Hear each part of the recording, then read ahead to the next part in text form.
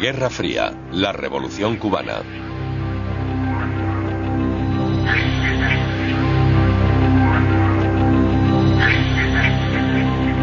En todos los documentos previos hemos visto los antecedentes de la Revolución Cubana y desde luego las causas que propiciaron este histórico evento.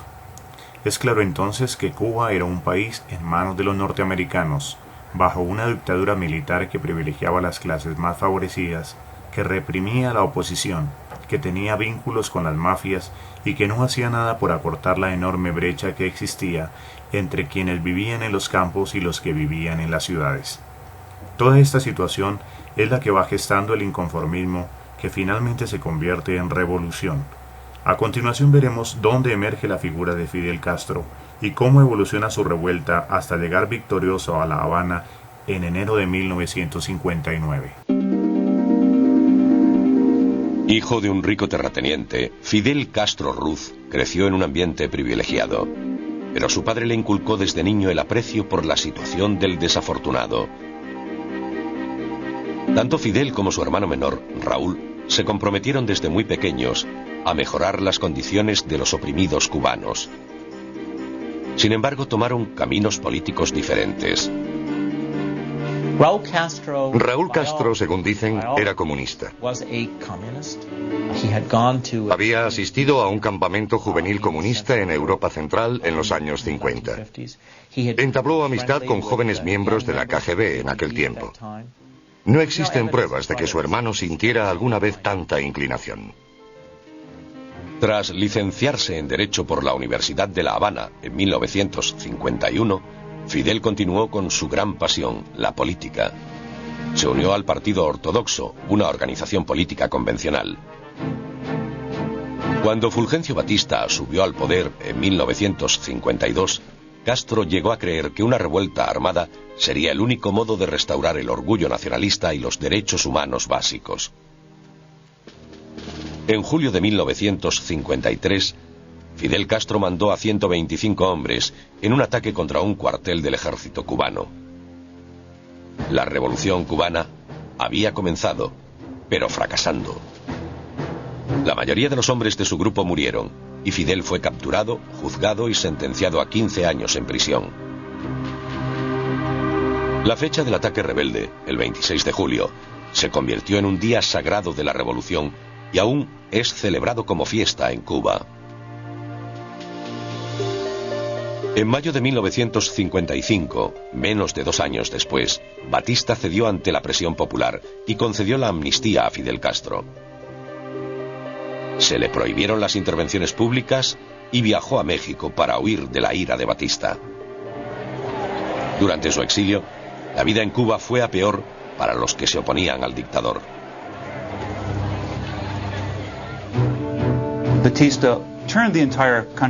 Batista volvió a todo el país contra él. En las ciudades cualquier sospechoso de simpatizar con la oposición era secuestrado y a menudo asesinado. Y en el campo, pueblos enteros eran a veces masacrados o desplazados. Batista se había convertido en la marioneta rica de los negocios norteamericanos. En 1958, Estados Unidos poseía gran parte de la industria cubana y era el principal comprador del producto más importante de Cuba, el azúcar. Fidel Castro, un firme nacionalista, sentía que no podía seguir de brazos cruzados mientras Cuba era cada vez más sometida a los intereses de Estados Unidos. Desde México, hizo la promesa solemne de que a finales de 1956, Cuba sería libre. Batista no envió agentes de la inteligencia cubana a controlar a los rebeldes, pero no solía perderlos de vista con la ayuda de los agentes mexicanos. Raúl Castro y otros idealistas revolucionarios se unieron a Fidel en México. A petición de Batista, el gobierno mexicano presionó a Fidel y proporcionó informes sobre sus actividades a La Habana. Apiñados en un pequeño barco, Castro y su grupo de 81 hombres partieron de México hacia Cuba en diciembre de 1956 para reanudar la lucha de la revolución. Las autoridades mexicanas informaron a La Habana de la partida. Cuando los rebeldes llegaron a la isla 4 días después, fueron atacados por el ejército cubano que les esperaba. Solo 16 de los 82 rebeldes sobrevivieron. Fidel, Raúl y los otros 14 se escondieron en las montañas de Sierra Maestra. Pero en los 2 años siguientes se las arreglaron para reunir un ejército de 10.000 hombres y llevar a cabo su revolución. Entre ellos se encontraba un joven médico argentino, Ernesto Che Guevara. Fidel y el Che establecieron una relación de admiración mutua y de verdadera amistad. Sin embargo, en cuanto a la política, Raúl Castro y el Che tenían mucho más en común. El Che era un marxista-leninista convencido, pero era antisoviético. A pesar de que el Che y otros comunistas formaban parte de la rebelión, Fidel temía que se le pusiera la etiqueta de comunista a su revolución. Eso afectaría negativamente a la opinión mundial, algo que Fidel valoraba en gran medida. En consideración a su hermano, Raúl mantuvo sus principios comunistas en secreto. Durante la insurrección cubana hubo varios intentos por parte de Batista de infiltrarse en el ejército de Castro, pero con poco éxito. Los pocos que lo consiguieron fueron identificados y ejecutados como traidores antes de que pudieran causar ningún daño a la causa rebelde. Castro, por otro lado, dependía de la inteligencia para controlar al ejército de Batista. Quizá la información más importante que Castro consiguió durante la guerra fue en el verano de 1958, cuando Batista lanzó una gran ofensiva contra los rebeldes en su campamento de las montañas.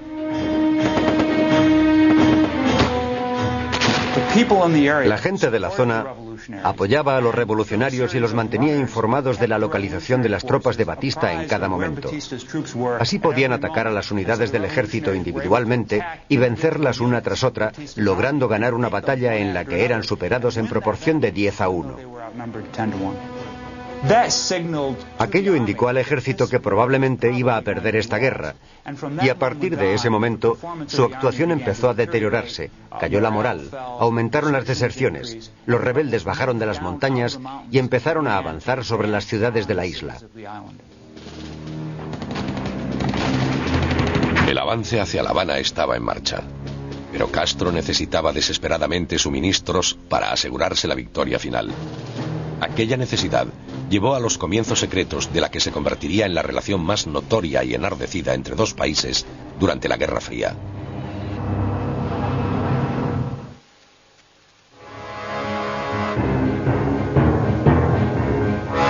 A mediados de 1958 podía palparse la victoria final de las fuerzas rebeldes sobre el ejército del dictador cubano.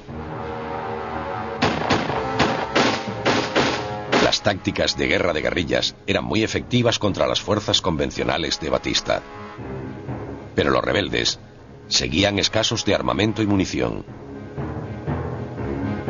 A finales de 1958, Castro tomó la difícil decisión de pedir ayuda a la Unión Soviética.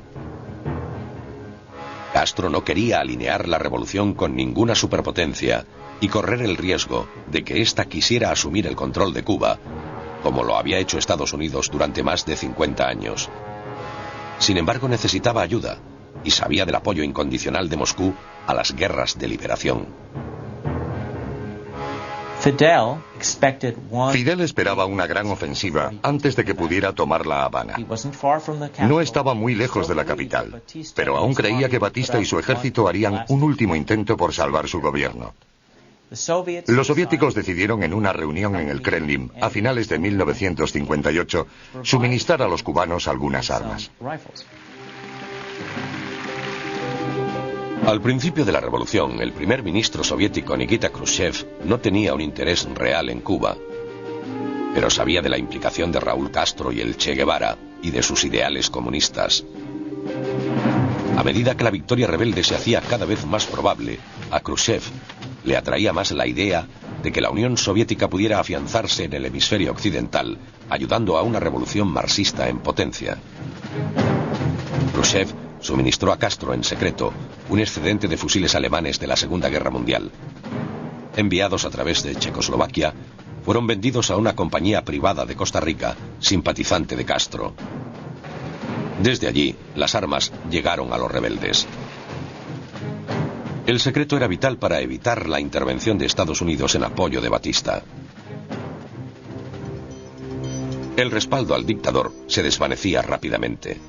Para recuperar su apoyo de Washington, Batista tenía que vilipendiar a los rebeldes y llamó a Castro comunista.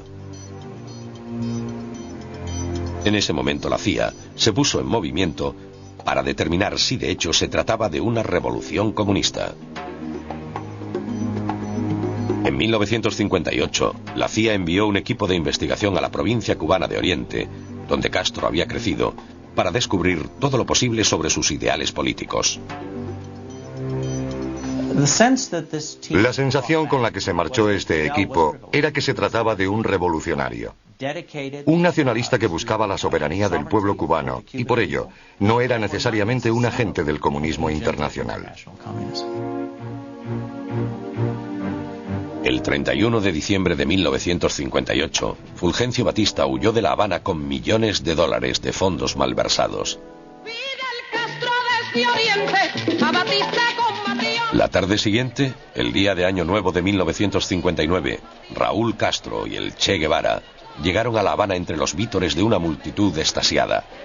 Fidel, que en el momento de la victoria se encontraba luchando al otro extremo de la isla, llegó a La Habana el 8 de enero.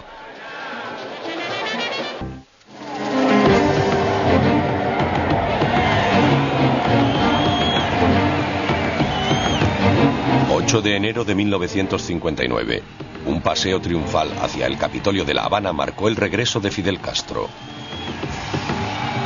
Sus fuerzas revolucionarias, superiores en número y mal equipadas, habían derrotado al ejército del dictador Fulgencio Batista una semana antes. Castro se disponía a devolver a Cuba el autogobierno y la dignidad, libre de su longevo papel como un peón internacional. El 10 de enero, mientras se dirigía a las enardecidas masas, una paloma de las muchas liberadas en la celebración, se posó sobre el hombro de Castro y permaneció allí durante su discurso. Para los cubanos de la antigua religión de la santería, fue una prueba irrefutable de que los mismos dioses habían elegido a Fidel Castro para dirigir Cuba. Poco más de un año después, Castro fue distinguido de nuevo por un poder superior, pero esta vez para el exterminio. Los Estados Unidos apuntaron al gobierno revolucionario de Cuba y al propio Fidel por su retórica antiestadounidense y su creciente relación con los soviéticos. Castro percibe enseguida la importancia de una eficaz red de inteligencia para evitar la intención norteamericana de derrocar a su régimen. Incluso sería necesario manejar con cuidado su complicada relación con Nikita Khrushchev. Pero sobre todo, sabía que la información de las intenciones de las superpotencias mundiales serían la clave de su supervivencia personal.